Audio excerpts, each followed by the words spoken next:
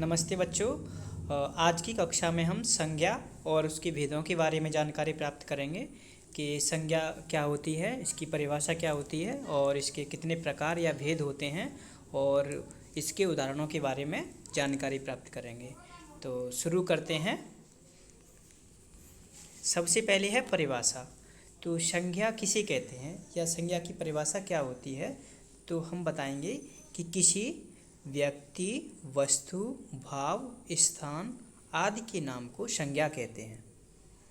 किसी भी व्यक्ति का नाम हो, वस्तु का नाम हो या कोई भी भाव हो या कोई स्थान हो आदि को संज्ञा कहते हैं।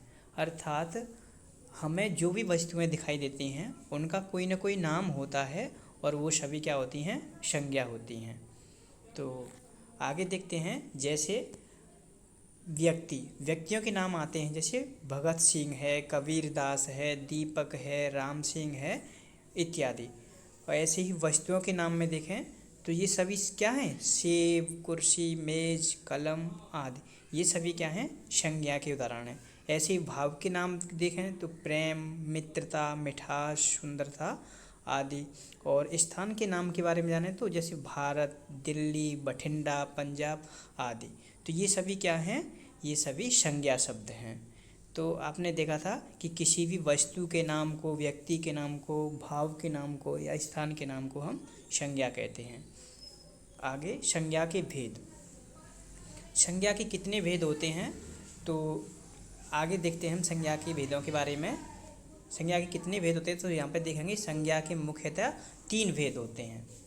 कितने? 3 भेद। नंबर 1 व्यक्तिवाचक, नंबर 2 जातिवाचक और नंबर 3 भाववाचक। इस जातिवाचक संज्ञा को हम 2 भागों में और बांट सकते हैं। नंबर 1 द्रव्यवाचक और दूसरा समूहवाचक। क्लियर? हाँ, तो हमने जाना कि संज्ञा के कितने भेद होते हैं। तो संज्ञा के 3 भेद होते हैं। नंबर 1 जातिवाचक, व्यक्तिवाचक और भाववाचक। आगे देखते हैं व्यक्तिवाचक। देखो व्यक्तिवाचक संज्ञा किसे कहते हैं, तो जो शब्द किसी विशेष एवं निश्चित व्यक्ति, स्थान, वस्तु आदि के नाम का बोध कराते हैं उन्हें व्यक्तिवाचक संज्ञा कहते हैं। कहने का मतलब ये है कि जो चीज़ अपने आप में एक ही होती है वो किसके अंदर आती हैं, व्यक्तिवाचक संज्ञा के अंदर आती हैं। जैसे हमारा देश भारत है, वो एक ही है तो ये व्यक्तिवाचक संज्ञा हुआ। सूरज है, एक ही है। कोई भी किसी के व्यक्ति का नाम हो जाए वो भी एक ही है तो उसका नाम किस में आएगा, व्यक्तिवाचक संज्ञा में आएगा। जैसे चंद्रमा है, व्यक्तिवाचक संज्ञा में आएगा, है ना। किसी भी आदमी का नाम होगा वो व्यक्तिवाचक संज्ञा में आएगा। आगे इसके उदाहरण देखते हैं। जैसे श्री गुरु नानक देव जी, तो ये किसी व्यक्ति का नाम है तो किस में आ जाएगा, ये व्यक्तिवाचक संज्ञा में आएगा। भारत, सूर्य, भगत सिंह, तिरंगा, ताजमहल, कुतुब मीनार, लाल किला आदि। तो आप देख रहे हैं, आपने देखा कि ये सभी जो नाम हैं वो किस में आएंगे, व्यक्तिवाचक संज्ञा के उदाहरण में आएंगे। आगे देखेंगे। दूसरा नंबर है जातिवाचक संज्ञा। जातिवाचक संज्ञा में किसी भी वस्तु होगा या प्राणी या पदार्थ या किसी भी समूह की उसकी पूरी जाति का बोध होगा। कहने का मतलब है कि इसमें किसी एक व्यक्ति की बात नहीं होगी, इसमें पूरी उस जाति की बात होती है।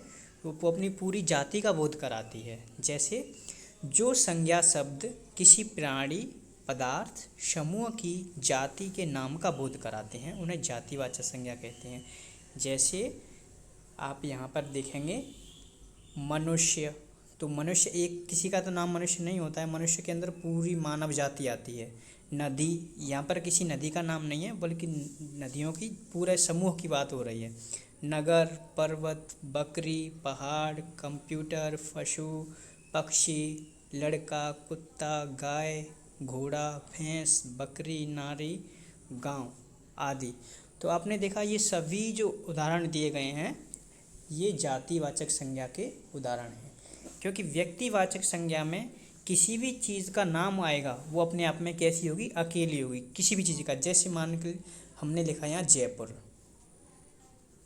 तो ये एक नगर का नाम है और जो अपने आप में कैसा है, अकेला है, और अकेला होगा तो वो क्या होगा, व्यक्तिवाचक संज्ञा होगा।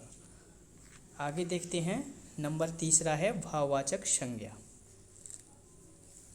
जो शब्द किसी व्यक्ति या वस्तु के गुण, शील, दशा, अवस्था, दोष आदि का बोध कराते हैं तो उन्हें क्या कहते हैं, भाववाचक संज्ञा कहते हैं। अर्थात किसी भी वस्तु या व्यक्ति या कोई भी चीज़ है उसके भाव का बोध कराए, उसके गुण का बोध कराए, उसकी अच्छाई बुराई का बोध कराए तो वो क्या आ गई, भाववाचक संज्ञा होगी। जैसे बचपन, बुढ़ापा, मोटापा, मिठास, थकावट, मानवता, चतुराई, जवानी, मित्रता, खुशी, परायापन, क्रोध, सुंदरता। तो ये सभी क्या हैं, ये सभी गुण हैं। क्या हैं ये, गुण हैं या दशा है। जैसे बचपन है तो बचपन एक क्या है, एक जो मानव आयु मतलब को दर्शा रहा है। ऐसे बुढ़ापा है तो ये भी अवस्था को दर्शा रही है। मोटापा है ये गुण दिखा रहा है। मिठास है ये गुण है। तो इसमें किसी वस्तु या व्यक्ति के गुणों की बात की जाएगी। तो यहाँ हमने जाना कि संज्ञा के 3 भेद होते हैं। तीनों भेदों के बारे में हमने उदाहरणों को जाना। एक बार पुनः दोहरा लेते हैं।